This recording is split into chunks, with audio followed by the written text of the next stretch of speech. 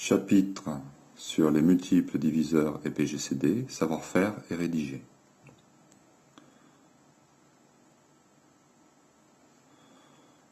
Donc, concernant les multiples communs, on va voir l'application à la somme de fractions.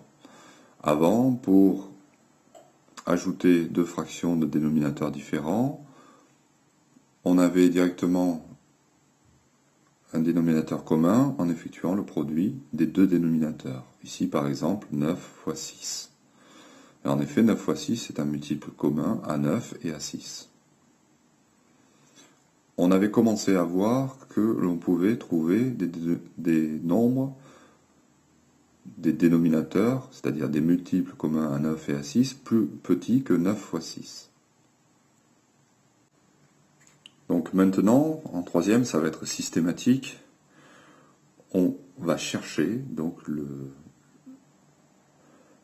plus petit dénominateur commun à 9 et à 6. Donc ça va être le plus petit multiple commun à 9 et à 6. Donc on cherche donc un multiple de 9 et un multiple de 6.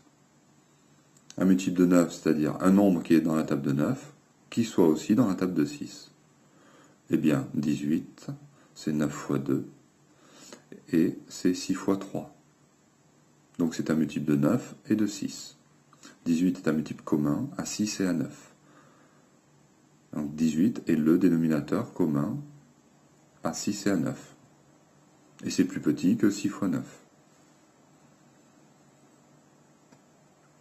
Ainsi, une fois qu'on a déterminé le dénominateur commun, il suffit, on rédige de la façon suivante. Pour avoir 18 au dénominateur, je multiplie le 9 par 2. Donc je multiplie le numérateur aussi par 2. Pour avoir 18 ici au dénominateur, je multiplie le 6 par 3.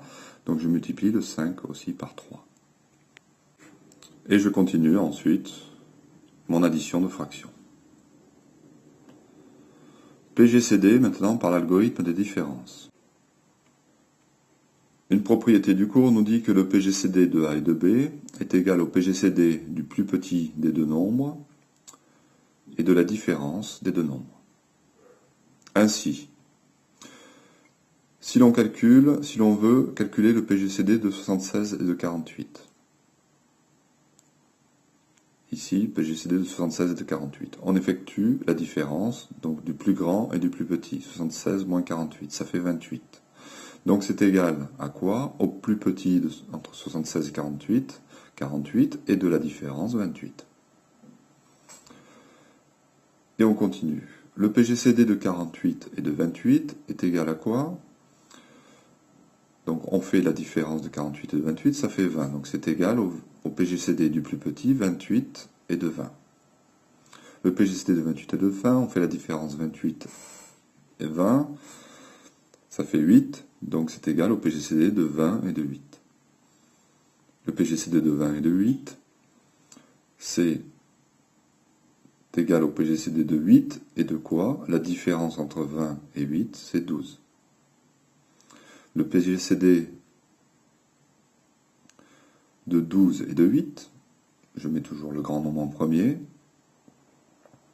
donc 8 ou le PGCD de 8 et de 12 ou de 12 et de 8, c'est pareil, est égal au PGCD du plus petit, c'est-à-dire 8, et de la différence 4.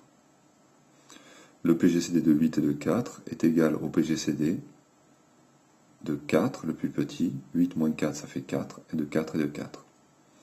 Le PGCD de 4 et de 4, le plus grand diviseur commun à 4 et à 4, c'est 4.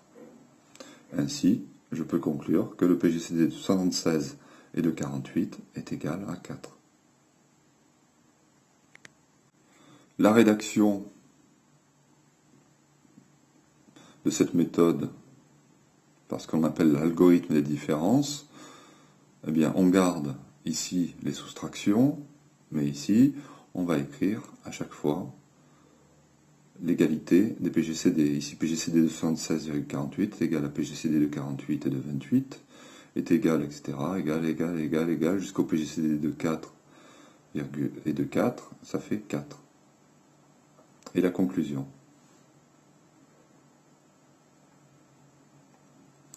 Par l'algorithme d'Euclide maintenant, ou par la méthode d'Euclide.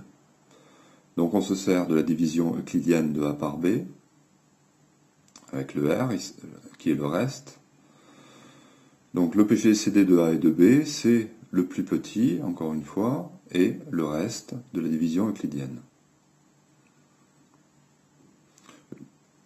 Donc toujours pareil, le PGCD de 76 et de 28.